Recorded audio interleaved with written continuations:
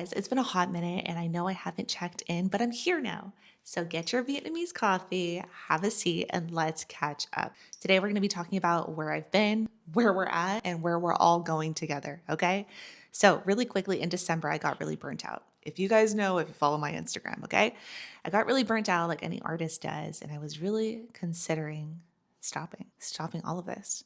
And I really had to just pull away and not work for a full month to really come to the realization that I do love this. The stress is worth it. The back pain is worth it. All the admin and drama with the city and public health is worth it. So I made a commitment to myself. 2026, we are going to take content seriously. 2026, I'm going to allow myself to be free, to not care about what anybody thinks, and to do things my way. 2026, I just needed new change. I moved out of my apartment and we also found this creative space. So let's dive into the confusion a little bit. We own a salon in Los Angeles, California. That is our storefront. That is my baby. That's where I do all of my services. Here in our creative production studio is where it's split half as an office, which is behind this door. And then here is our filming setup where I will be taking services here, but for the purpose of filming educational content in a very controlled space.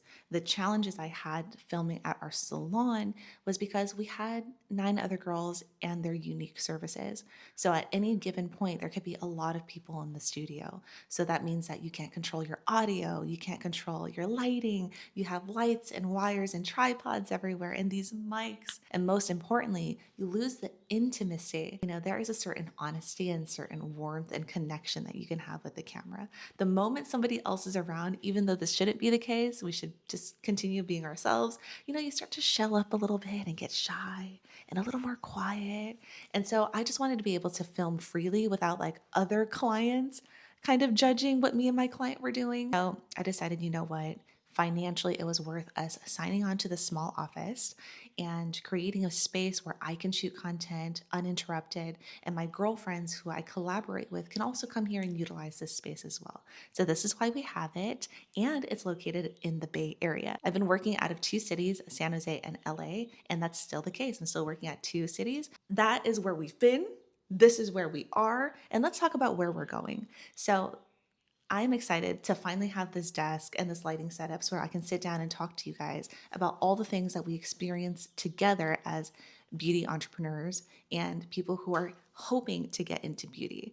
A lot of this information is usually gate kept because, of course, people want to sell their courses. They want you to attend their training to get the knowledge that they've taken years to accumulate. However, there are just some things that are not even worth gatekeeping. Like, girl, pass it on to the next girl so you can help her out and then make this community a little bit stronger, healthier. Keyword healthier.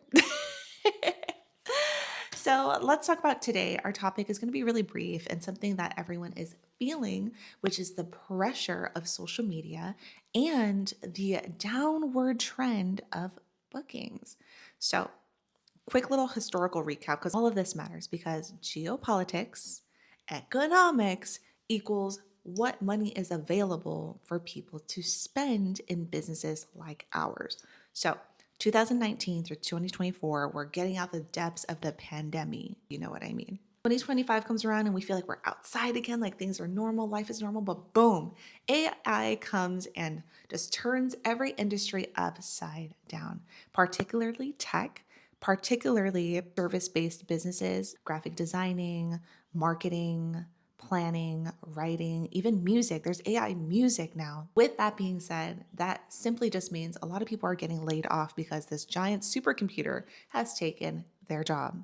Okay. So if people don't have money to spend, they're going to prioritize their food, their shelter, and their kids' necessities.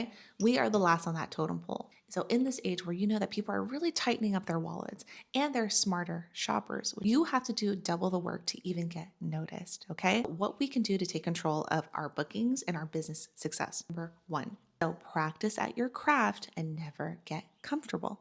Okay. Simple as that, obvi, right? But people don't do it. Okay. Number 2, play the social media game. I noticed when I was taking a hiatus in December, when I was having that, soul searching dilemma, that I took a whole month away from social media. When I tell you my engagement had a free fall nosedive, and mind you, I don't have the biggest following, but I have a very engaged following. And girl, Instagram was like, no, we're punishing you. You sit down because if you're not going to post and feed us for free, you are going to sit in the corner over there and we're not going to push out any of your content. And that has severely affected my bookings into the social media game. How we play it really matters though, because you don't have to be on this all the time, is what I'm learning.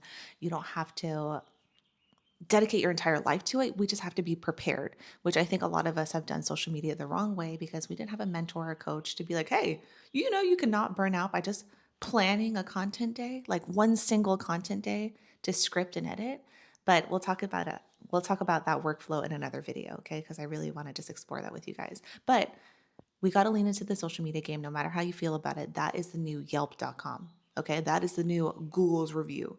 People want to find you on Instagram, they want to see your work, they want to hear you, and they also want to find you on TikTok or whatever, platform that they're on. Now, if you're one of those people who think, "Oh, well, I'm not good at social media. I don't want to show my face." Babe, do you not want to make money? Like, do you not want to be able to support yourself and your family? Put your ass on social media. Put that face on social media, okay? Honestly, share. I'm a very social person, but I don't love being on your screen like this so intimately. That still scares me. But do I do it? Yes. Does it build rapport? Yes. And the moment I'm back on social media and I start sharing what I really think, who I really am, does that build rapport with my potential clients? And do they actually book and spend their hard-earned money with me? Yes. It's an easy formula. The answers are there. You just have to do it. Okay? Tip for my introverts: if you feel like you're still shy, I just want you to set up the camera and actually not even talk. Just do the work that you're doing already, okay? Servicing your client, cleaning the office, writing down your notes, and then you can always do a voiceover or you can use a trending sound, okay? So a little tip for the introverts, but you still need to show your face. Another thing that I forgot to mention is posting authentically. And I think we see this a lot on social media, and I don't think we realize what that actually means. Posting authentically is really just saying, be you, like genuinely you, and being comfortable enough to post that online for millions of people to see. Thing that a lot of us do when we first start our business and we start posting on here is becoming a voice that we think is going to work, or copying somebody else who's already successful and using their character as your mask. And that never works because there's a complete disconnect. When people meet you in real life and they're like, wait, she's nothing like her persona. That's the worst thing when you have that in a man, but girl, in your brow artist, like that is the ultimate form of betrayal. Like, I need to know that you are really you. Okay. So if you meet me in person, you're probably going to get the same Anna that you are watching on this YouTube screen right now. And I think it does take time. Don't be hard on yourself, but the more you practice and speak in your normal voice, your normal cadence, and share your honest opinions, what you think and not what the internet thinks or what people want you to think, you got to stick your neck out a little bit, stand out in a sea of people doing the exact same thing.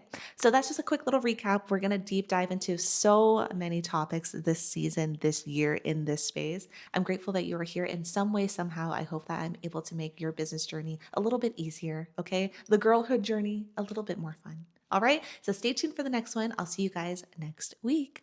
Is anybody else a Cat's Eye fan? Because I'm obsessed. There's a Cat's Eye fan out there somewhere. Bye.